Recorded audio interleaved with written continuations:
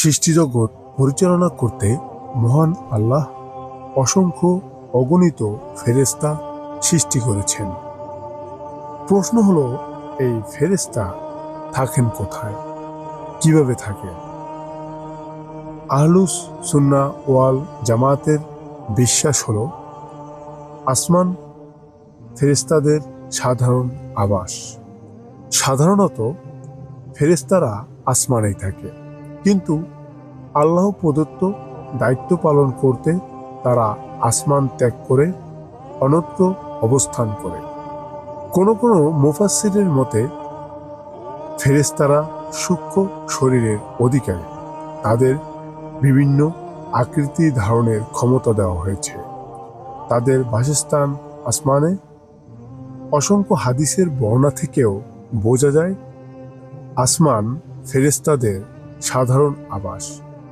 রাসূলুল্লাহ সাল্লাল্লাহু আলাইহি সাল্লাম বলেছেন, যখন তোমাদের কেউ আমিন বলে আর ফেরেশতারাও আকাশে আমিন বলেন, তখন যদি একটির সঙ্গে অপরটির মিল হয় তবে তার পূর্বের পাপ ক্ষমা করা হয়।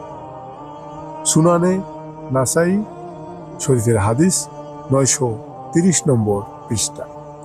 তিনি আরো বলেন, আল্লাহ তাআলা যখন আসমানে কোনো নির্দেশ জারি করেন, ফেরেশতারা তার নির্দেশের প্রতি বিনয় ও অনুগত্য প্রকাশের জন্য স্বীয় পাখাগুলো হেলাতে থাকে।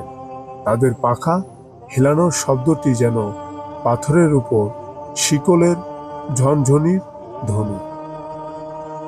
সহিহ বুখারী শরীফের হাদিস 7481 নম্বর পৃষ্ঠা। ফেরেশতারা আসমানেই থাকে এবং সেখানেই তাদের দৈনন্দিন দায়িত্ব বন্টিত হয়। অতঃপর সেখানেই তারা তা নিয়ে আলোচনা করে। মা আয়েশা বলেছেন, তিনি আল্লাহর রাসূলকে বলতে শুনেছেন যে ফেরেশতা মণ্ডলী মেঘমালার আড়ালে অবতরণ করেন এবং আকাশের ফায়সালাগুলো আলোচনা করেন। সহিহ বুখারী শরীফের হাদিস 3210 নম্বর পৃষ্ঠা। তবে আসমানে ফেরেশতা অনর্থক কোনো সময় কাটায় না, বরং তারা সর্বক্ষণ আল্লাহর ইবাদত ও অনুগত্যের মধ্যে থাকে। আল্লামা ইবনে কাসির বলেন, 7 আসমানের এমন কোনো স্থান নেই যেখানে ফেরেশতারা নেই। তারা সেখানে বিভিন্ন ধরনের ইবাদতে মগ্ন থাকে। তাদের মধ্যে কেউ কেউ সর্বক্ষণ কিয়াম অবস্থায় থাকে, কেউ কেউ সর্বদা রুকু অবস্থায় থাকে, আবার কেউ কেউ সব সময় সিজদারত থাকে। এছাড়া তারা বহু রকম ইবাদতে মগ্ন থাকে। তাদের প্রকৃত অবস্থা মহান আল্লাহই ভালো জানেন। আল বিদায়া ওয়ান নিহায়া 1 অথবা 96 নম্বর পৃষ্ঠা। আল্লামা ইবনে হাজার আকসালানি বলেন, ফেরেশতারা সূক্ষ্ম শরীরের অধিকারী। তাদের বিভিন্ন আকৃতি ধারণের ক্ষমতা দেওয়া হয়েছে। তাদের বাসস্থান আসমানে। ফাতহুল বারী 6 অথবা 306 নম্বর পৃষ্ঠা। আসমানে ফেরেশতাদের বাসস্থান কেমন? এমন প্রশ্নের উত্তরে আল্লামা সুয়ুতী বলেন, আসমানগুলো ফেরেশতাদের বাসস্থান। তাদের বাসস্থানগুলো পৃথিবীর উত্তম ও নান্দনিক বাগানের তুল্য। আল হাবাইক ফি আকবারিল মালাইক পৃষ্ঠা নম্বর 213। পবিত্র কোরআনে বলা হয়েছে, তুমি কি লক্ষ্য করো না যে আল্লাহ তোমাদের কল্যাণে নিয়োজিত করেছেন পৃথিবীতে যা কিছু আছে, তত্ত্ব সমুদয়কে এবং তার নির্দেশে সমুদ্রে বিচরণশীল নৌযানগুলোকে, আর তিনি আকাশকে স্থির রাখেন যাতে তা পতিত না হয় পৃথিবীর উপর তার অনুমতি ছাড়া। আল্লাহ নিশ্চয় মানুষের প্রতি দয়ার্দ্র, পরম দয়ালু। আর তিনি তোমাদের জীবন দান করেছেন, অতঃপর তিনি তোমাদের মৃত্যু ঘটাবেন, আবার তোমাদের জীবন দান করবেন। মানুষ অতিমাত্রায় অকৃতজ্ঞ।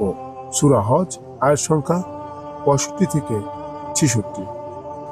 মালিক বিন দিনার এর মতে, আমলের জন্য যদি তুমি জ্ঞান অর্জন করো তবে তা তোমাকে বিনয়ী করবে, আর যদি অন্য কোনো উদ্দেশ্য জ্ঞান অর্জন করো তবে তা তোমার অহংকার বাড়বে। শয়তান মানুষের প্রকাশ্য শত্রু। মানুষকে জান্নাতের পথ থেকে বিভ্রান্ত করে জাহান্নামের পথে পরিচালিত করা তার একমাত্র মিশন। সে সর্বদা মানুষকে অশ্লীলতা, হিংস্রতা ও পাপ কাজে নিমজ্জিত করে রাখে।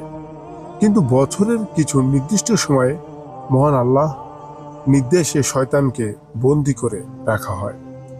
হাদিস শরীফে ইরশাদ হয়েছে, আবু হুরায়রা বলেছেন, রাসূলুল্লাহ সাল্লাল্লাহু আলাইহি সাল্লামের কাছ থেকে তিনি শুনেছেন, যখন রমজান উপস্থিত হয় জান্নাতের দরজা খুলে দেওয়া হয়, জাহান্নামের সব দরজা বন্ধ করে দেওয়া হয়, দুষ্ট শয়তানদের শৃঙ্খলে আবদ্ধ করা হয়। মুসলিম শরীফের হাদিস 2385 নম্বর পৃষ্ঠা। সম্মানিত শ্রোতাবৃন্দ, আজকে পর্যন্তই। ততদিন পর্যন্ত সবাই ভালো থাকুন, সুস্থ থাকুন। আমাদের চ্যানেলটি যারা নতুন দেখছেন তারা সাবস্ক্রাইব করে দিবেন এবং পাশে থেকে বেল আইকনে ক্লিক করে দিবেন। আমাদের নতুন নতুন ইসলামিক কথা এবং ইসলাম সম্পর্কে জানতে হলে আমাদের কমেন্ট করে জানিয়ে দিবেন। আজকে পর্যন্তই। সবাই ভালো থাকুন, সুস্থ থাকুন। আসসালামু আলাইকুম ওয়া রাহমাতুল্লাহি ওয়া বারাকাতুহু।